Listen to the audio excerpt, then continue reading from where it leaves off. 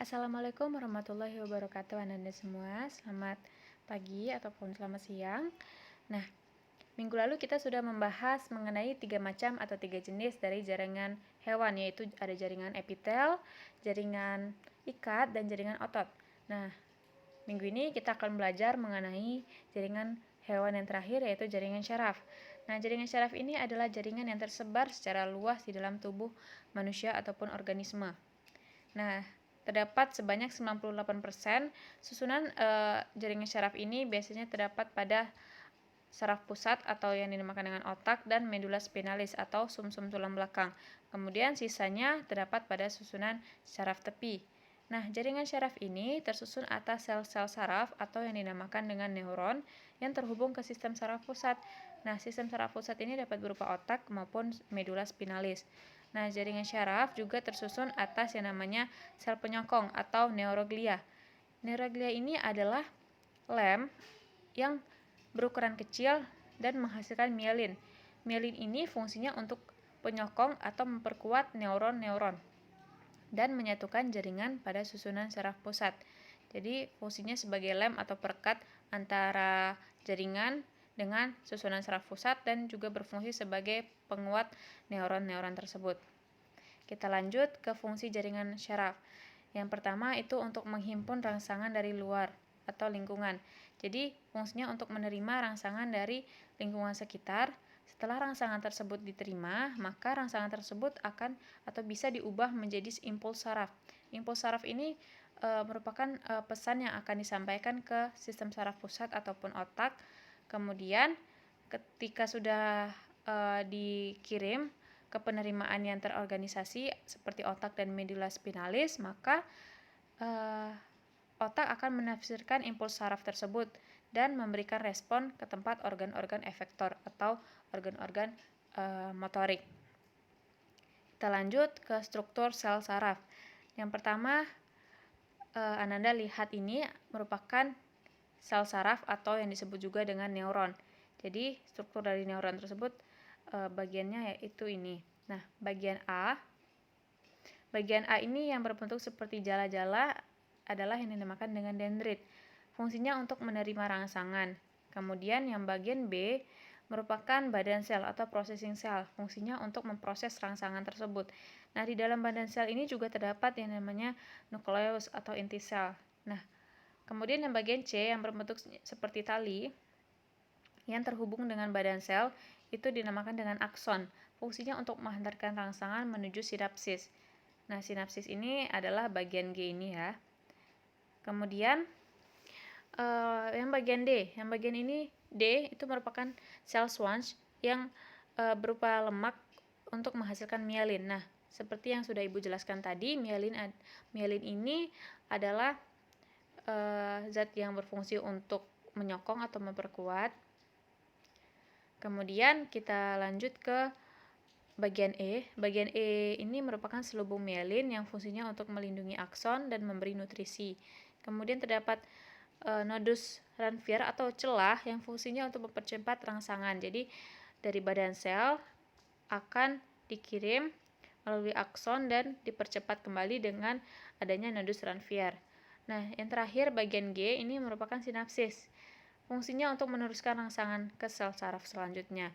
Jadi dari dendrit yang menerima rangsangan maka diproses melalui badan sel yang akan nantinya memproses rangsangan tersebut. Kemudian dari akson akan menghantarkan rangsangan tersebut menuju sinapsis dibantu oleh bagian-bagian seperti sel Schwann, selubung mielin dan nodus Ranvier untuk mempercepat hantaran tersebut.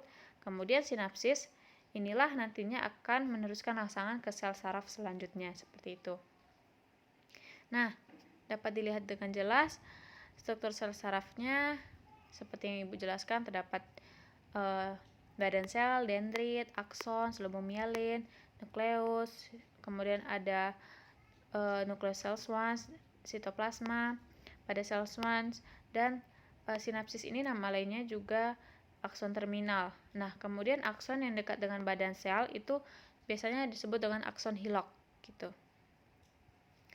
Nah, ada tiga jenis ada 3 jenis jaringan syaraf, yaitu ada saraf sensorik, saraf motorik, dan saraf interneuron atau konektor.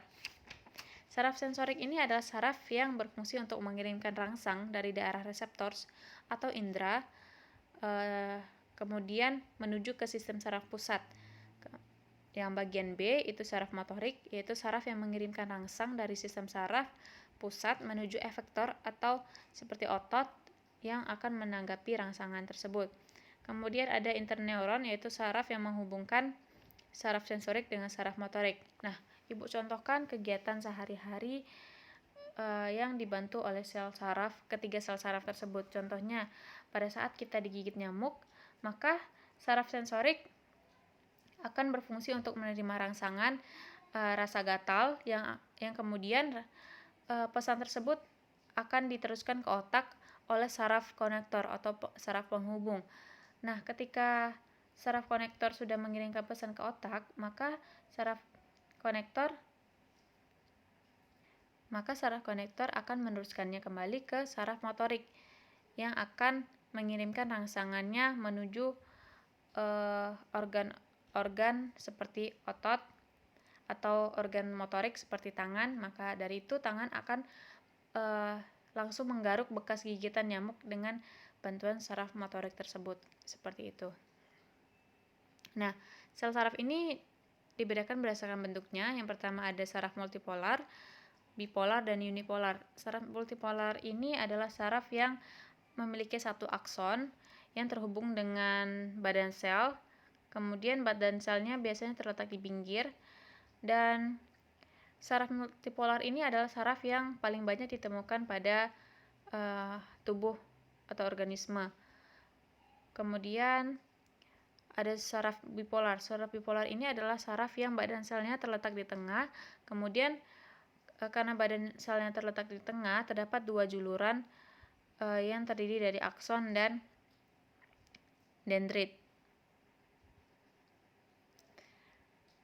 Kemudian ada saraf unipolar. Nah, saraf unipolar ini adalah saraf yang memiliki satu juluran saja karena badan selnya terletak di atas akson dan biasanya dia terdapat pada neuron pada embrio. Kalau bipolar itu contohnya pada reseptor telinga, mata, dan hidung. Oke, kita lanjut ke jaringan penyusun organ. Nah, organ ini adalah gabungan dari bermacam-macam jaringan yang terorganisasi dalam suatu fungsi.